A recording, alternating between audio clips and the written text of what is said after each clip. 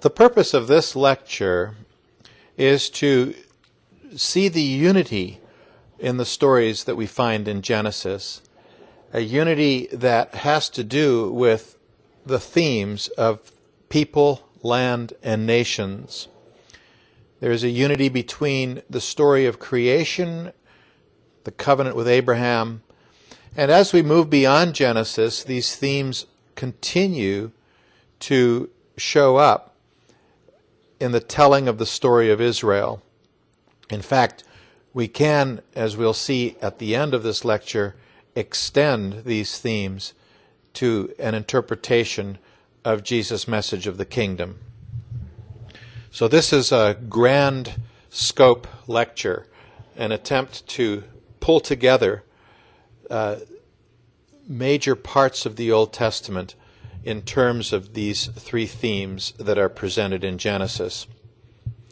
Now, one of the things I want you to consider as we do this is the relationship between presenting material in this format to presenting it in the format of covenants per se. And I think what we can see is that there's a huge overlap between a narrative presentation of the themes of people, land, and nations and a covenantal approach. But it is nevertheless different, and so be thinking about the similarities and differences to the two approaches. The story of creation is in Genesis 1 through 3. And what we learn in Genesis 1 through 3 is that humans are to rule in the image of God. They're to do that in three ways. They're to do that firstly by multiplying, that is, creating offspring, even as God created the living creatures. So they are in the image of God in their continuing the process of creation in their own right. Secondly, they are to rule by tending the Garden of Eden.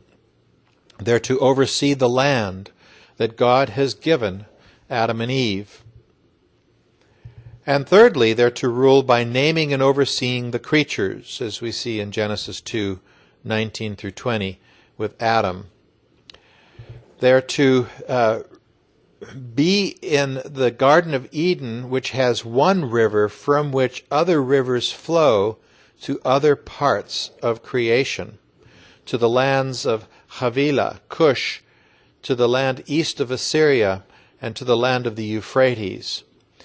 In this picture of the one river that divides into these four rivers, we see a picture of the rule of Adam and Eve from Eden over the rest of creation. If they are to tend the land of Eden, then that blessed place is going to flow to other parts of creation. And so in this, we see a slight suggestion that their rule is going to be a rule that extends to all creation and internationally. So this then gives us the three themes of Genesis: multiplying or producing offspring, the land, and then also its effect on the rest of the world, the nations. Genesis 1, 27 through 28 captures this creation mandate in the creation covenant. So God created humankind in his image. In the image of God he created them. Male and female he created them. God blessed them, and God said to them, "Be fruitful and multiply, and fill the earth and subdue it, and have dominion over the fish of the sea, and over the birds of the air, and over every living thing that moves upon the earth." And so here we see those three themes in these two verses of Genesis 1, 27 through 28. We need to talk about these three themes in terms of human beings being created in the image of God, in the sense that they are to rule in a way that is analogous to God's rule. This is what it means to be created in the image of God. In Genesis 1 through 2:3, God creates through the authority of His Word. This represents His divine rule. And He does so by separating things, the land from the waters, for example, and producing order in what is an otherwise chaotic world. In Genesis 2, verse 4 through 3:12, humans are created to rule over creation in the image of God. Now, in actual fact, as the story unfolds, what happens is they choose to exercise their rule over against the rule of God and in place of God's rule. They want to rule not analogously to His rule, but in place of His rule. And this then leads to the fall. And so then in Genesis 3:13 through 24, God curses the serpent, the woman, and the man who are involved in this usurpation of God's rule. Human rule becomes painful and is difficult, and a cycle is now introduced into the narrative of Genesis that involves a crushing of the serpent's head, where the people of God allow God to rule, or being bitten on the heel by the serpent when human rule replaces God's rule. And God puts the humans out of the garden, where they will have to live through the difficulty of their own rule in what is now a chaotic world, and they no longer can live in the peace that is found under God's rule.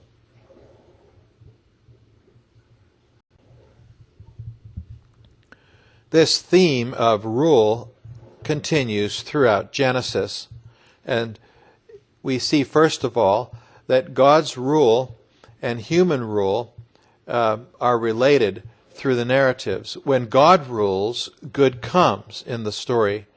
When humans rule over against God, then evil comes. And we might ask, how does God rule and how does humanity rule? God, we saw in the creation narrative, rules by separating chaos from order and by creating.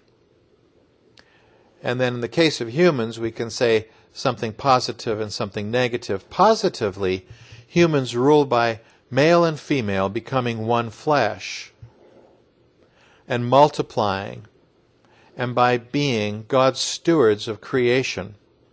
In other words, they live according to the order that God had established. And negatively, humans rule in the narratives of Genesis by mixing what should not be mixed, and therefore producing sin. They can mix in different ways, and we have to be careful about this kind of theology of mixing and not mixing. There's a lot to that. This idea has been misunderstood in very severe ways in the history of the church from time to time. In my own experience, growing up in South Africa, that concept was applied to the theology and the politics of apartheid. And so this is definitely something that we need to be careful of. And there's also a developing concept of this. There's a separation in the Old Testament as a whole. Don't eat these foods, eat these foods. Don't intermarry with those people, intermarry with your own people. Don't take on the gods of the other people, but only worship the one true God. And in that story of separation, there is the goal of God creating a people unto Himself. But it's not purely for that purpose, God is creating a people unto himself so that they might be a blessing to others, to the nations. So the separation is not a self-seeking separation or a separation that is intended to destroy, but rather to bless, if at all possible. Now we'll be looking at that a bit as we continue, but here we can see the relationship between God's rule and human rule in the story in Genesis and as it continues throughout the Old Testament.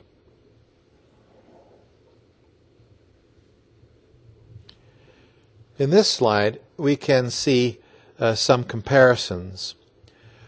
In the first column, we have the creation mandate. And the creation mandate can be understood in terms of these three themes of land, offspring, and rule. I've just placed them in slightly different order here as they appear here. Fill the earth and subdue it. There's the land. Be fruitful and multiply. There's the offspring. And then the rule that is given to Adam and Eve. And have dominion over every living thing that moves upon the earth. Now, after the fall, God's curse affects the land, the offspring, and the rule. First of all, there's a curse on the ground. Cain's sacrifice from the ground is not accepted. Abel's blood cries out from the ground, which is cursed. Cain wanders the earth, the land, and yet on the positive side, the cities and cultures are established, the earth is populated, and also Seth is born. We see then both blessing and curse coming on the land, and also on the people, the offspring. Not only is Seth born, but the daughters of men and the sons of God produce giant offspring, which are considered sinful people. There's a mixture that should not have taken place. And so the result are these giants in Genesis 6, 1 through 12. And this continues for many years till God destroys sinners through the flood. This race is destroyed completely. And only Noah and his family and those creatures that they rescued in the ark survive this judgment of God in the flood. From Noah's 3 sons, the whole earth now is populated once again. The people multiply. But then in the story, there's also the negative and the curse that falls on Ham's people because Ham has sinned. Also, we might talk about the curse in terms of the nations. As we read on from the story of the Garden of Eden, we see the nations in focus through Genesis chapter 11. And in the stories that we read, humans come ultimately in Genesis 11 together. They unite in order to make a name for themselves. If Adam and Eve wanted to be like God by eating of the fruit, so now the humans want that kind of authority, that rule, by which they will make a name for themselves. They build a structure, think of a ziggurat in the ancient Near East, that extends so high it goes up to the heavens, it touches the clouds. It's as though they are usurping their authority and trying to take the place of God. And so as a result, God confuses their languages and scatters them throughout the earth.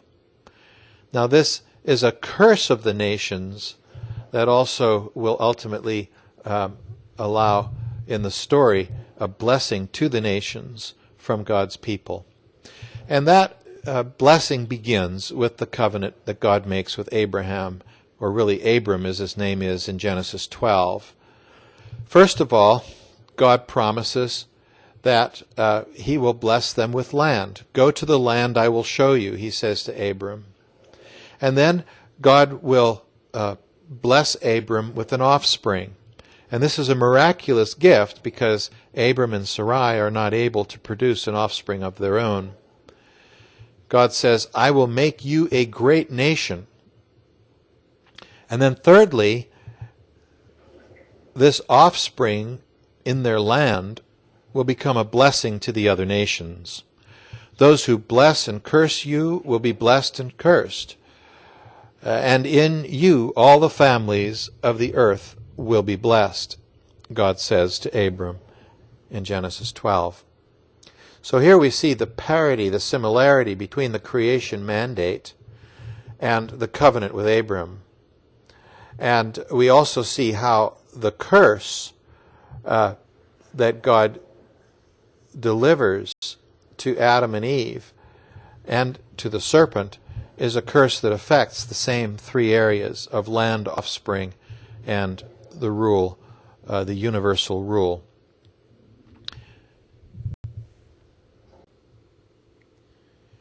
In between the story of creation and the story of God's dealing with Abram is the story of Noah. This story is a story that brings to an end the population of the earth with a sinful people because the flood comes and destroys all of them. And so Noah is like a second Adam. He is starting again in God's creation. And we find the same themes, the themes of a people and offspring, the theme of the land, and the theme of the rule over other living beings, over other creatures, which at other times can be understood as rule over in regard to the nations. But here, since there are no other nations, it's just over the other creatures. So we read in just a few verses in Genesis 9, 1 through 7, be fruitful and multiply, says God to Noah and his sons and their wives. And so here then, again, is the same commandment that was given to Adam and Eve. And as far as the land goes, God says, and fill the earth. They're to rule over creation. In verse 7, the language is abound on the earth. And then finally, what God says is, the fear and dread of you shall rest on every animal of the earth. And that's what it means to be the one who's ruling. Your subjects have fear and dread of you. And in this case, the subjects are the other creatures. And so again, we see these themes of people and offspring, of land, and of rule over other living creatures that is to be found in the Genesis story, and that we also saw in the covenant with Abraham. We see this right here in the covenant with Noah. We might look in greater detail at the story of Abram. Genesis 12 through 19, for example. That's not the entire story of the story of Abram, but he is primarily in focus here. And as we move beyond these chapters, Isaac and others come into the picture. Now, Abram submits to God's rule. Unlike Adam and Eve, he is going to do what God tells him to do. He's not going to usurp his authority over against God. And so we might look at the story in terms of land, offspring, and the nations. In Genesis 12 through 14, we have the land in focus in particular. Abram obediently leaves his home to go to a foreign land. And then, as part of the story, Abram goes to Egypt and negatively tries to take matters into his own hand. By fearing for his life, he says that Sarai is actually his sister, and that nearly undoes the covenant that God makes with him. It also does not bring blessing to Egypt, to another nation. As we look at offspring, in Genesis 15 through 17, we see that God gives Abram and Sarai an heir Abram believes God will give him an offspring, and that's accredited to him as righteousness. But on the other hand, negatively, Abram oversteps his place, his rule, and takes matters into his own hand by trying to produce an heir himself without Sarai, and that results in Ishmael and a whole another nation. And then as far as the nations go, we've already begun to talk about the effect that Abraham has on other nations.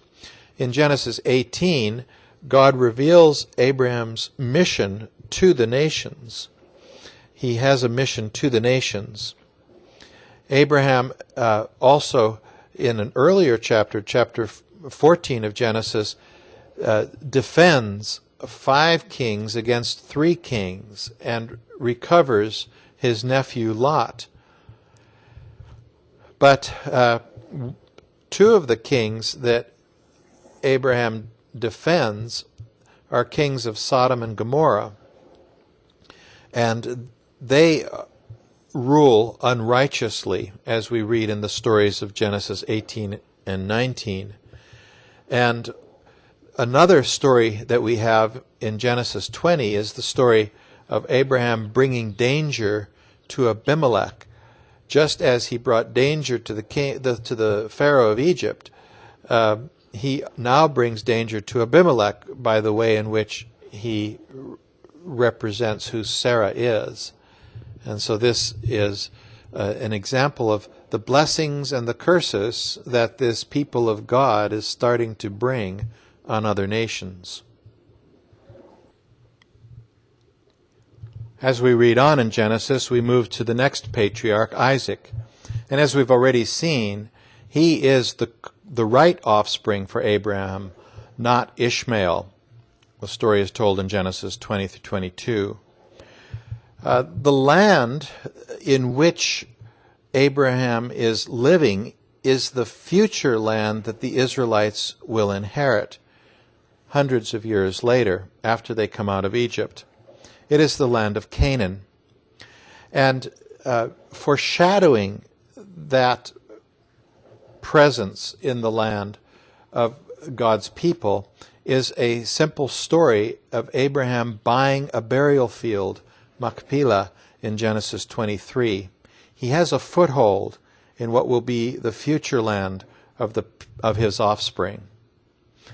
And then regarding the nations, God gives a wife, Rebekah, to Isaac from his own kin, not from the Canaanite people among whom they are dwelling, Genesis 24. Isaac is not to return to the land from which Abraham came to take a wife, and the woman who is going to be his wife must be willing to leave her land, and not only to go live with Isaac, but to live among the nations. And so these themes continue in the patriarchal narratives. The next patriarch is Jacob, and his story is told in Genesis 25 through 36. There's an issue regarding the offspring once again.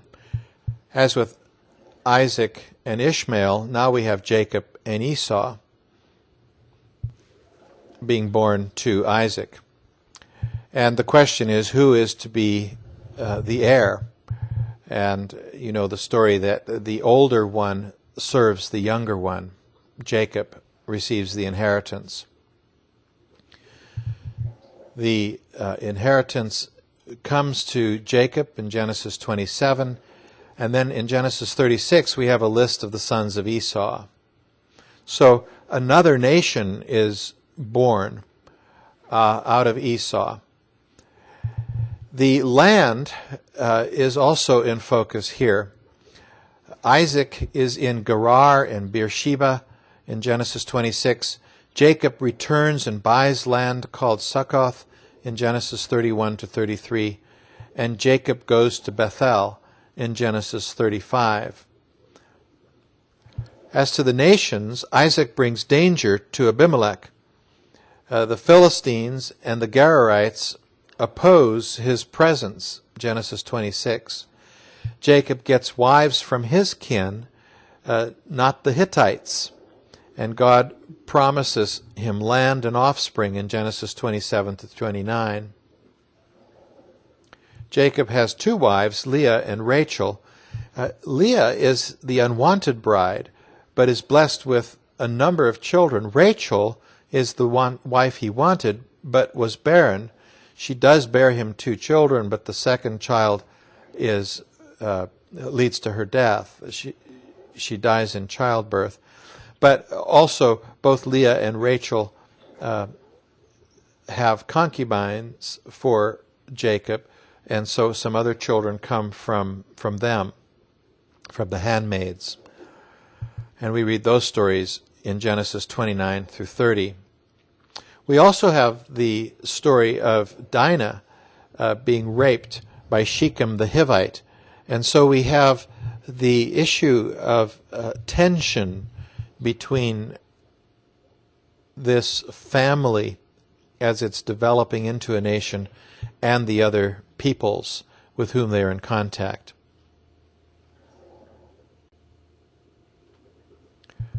Finally, we have the patriarch Joseph and, of course, his brothers in Genesis 37 through 50. We can look at this story also in terms of the three themes. Firstly, with respect to offspring, Judah's daughter-in-law plays the harlot in order to have offspring and continue the line of Judah, Genesis 38. Potiphar's wife tries to seduce Joseph, who is, as a result, imprisoned, Genesis 39 to 40.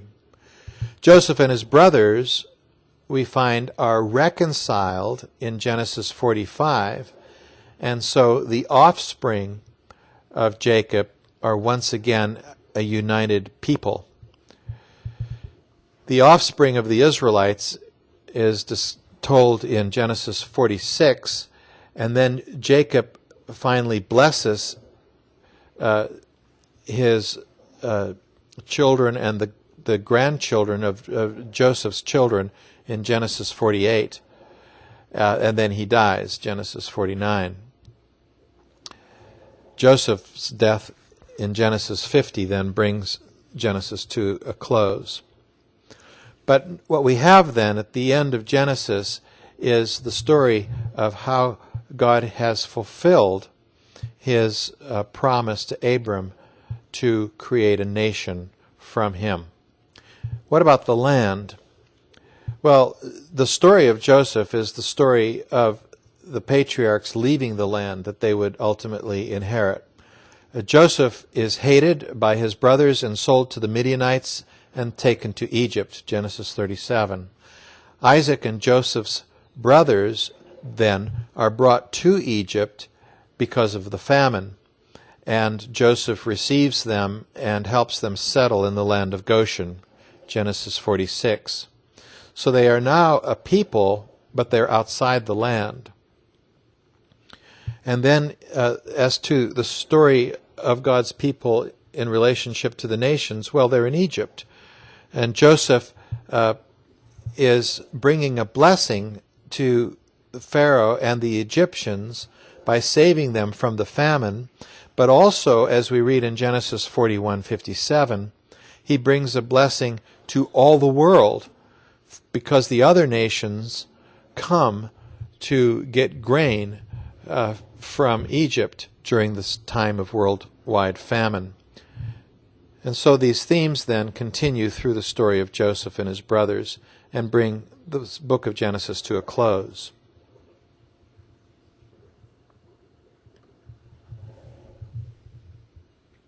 The three themes that we met in the creation mandate in Genesis 1 through 3 are not only continued in the rest of Genesis, but also in the history of Israel.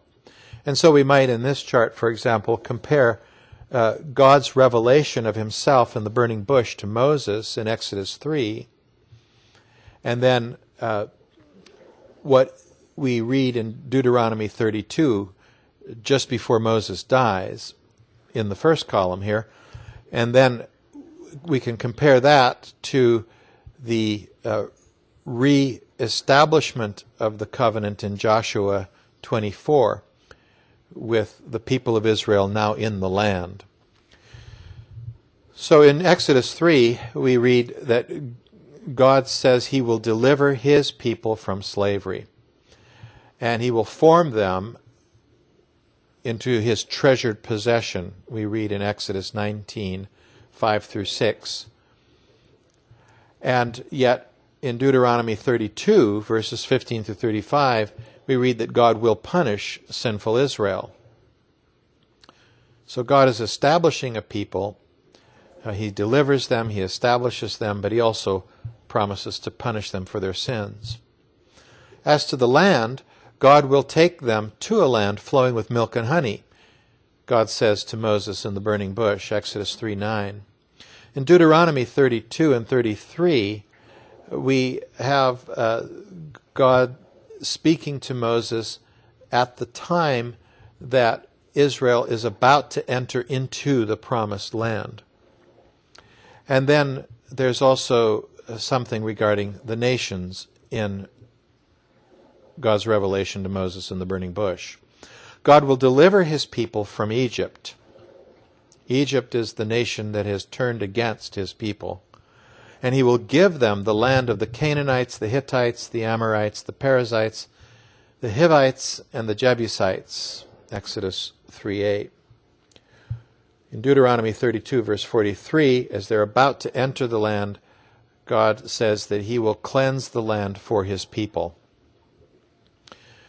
There is a sense in which the developing story of the people of Israel between the time of the patriarchs and the time of the settling of the land is a time of the increase of sin among the Canaanites, the people in this land.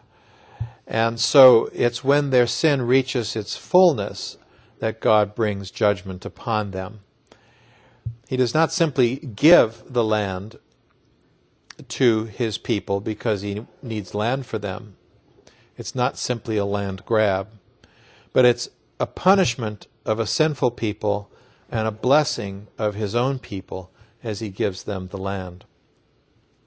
Now in Joshua 24, the people of Israel gather to affirm their covenant with God. They will not worship idols, but they will worship Yahweh. And that's the point of Genesis 24. But it is told after the conquest. And therefore the focus is particularly on the land. As to people, though, there is a rehearsal of the history of God's dealing with the patriarchs and establishing a people for himself through them. Regarding the land, the story of the land is told. Abraham came from beyond the river, beyond the Euphrates.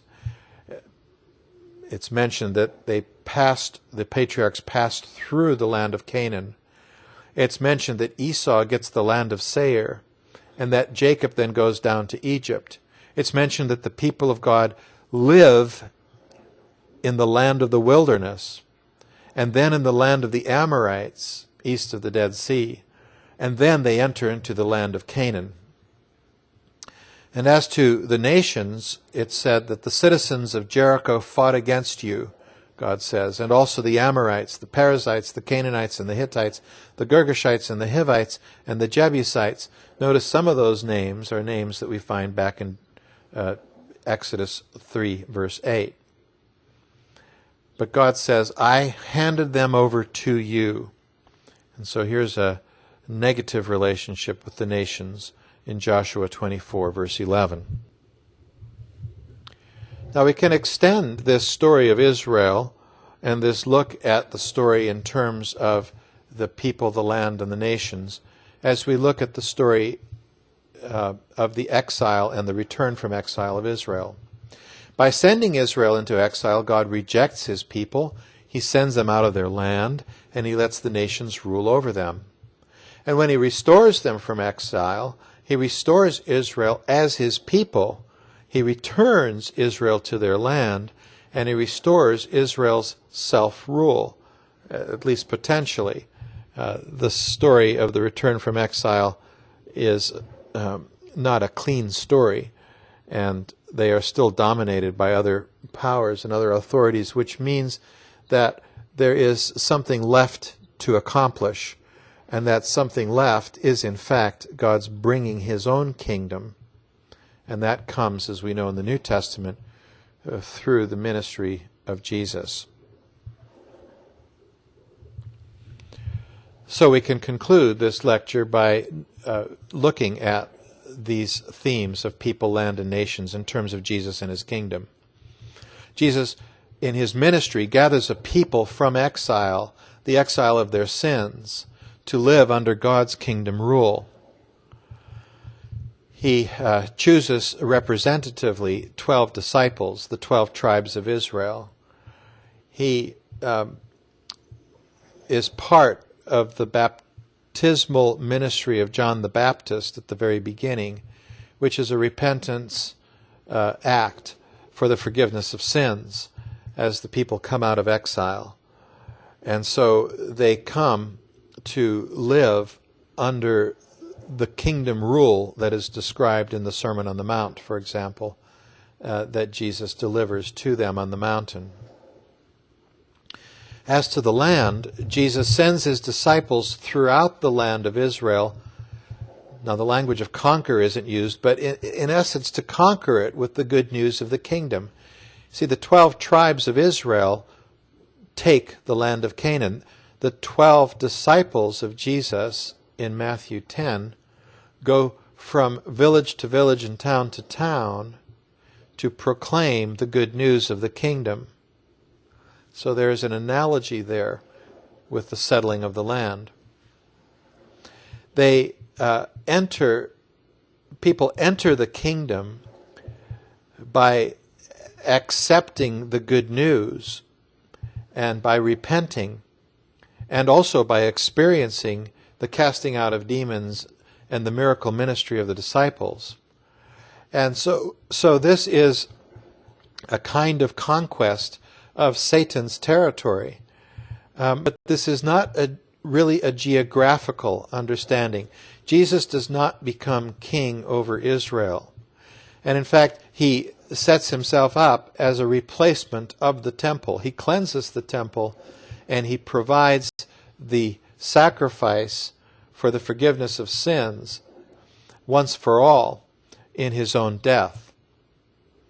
And so, in this sense, there's an ambiguous relationship to the land. Jesus does not establish a people in a geographical place, but rather in the kingdom of God. And then as to the nations, well, that's how Matthew ends his gospel. Jesus sends his disciples out into all the world to make disciples of all nations. And so here then we have a final fulfillment in the ministry of Jesus that extends into the ministry and mission of the church.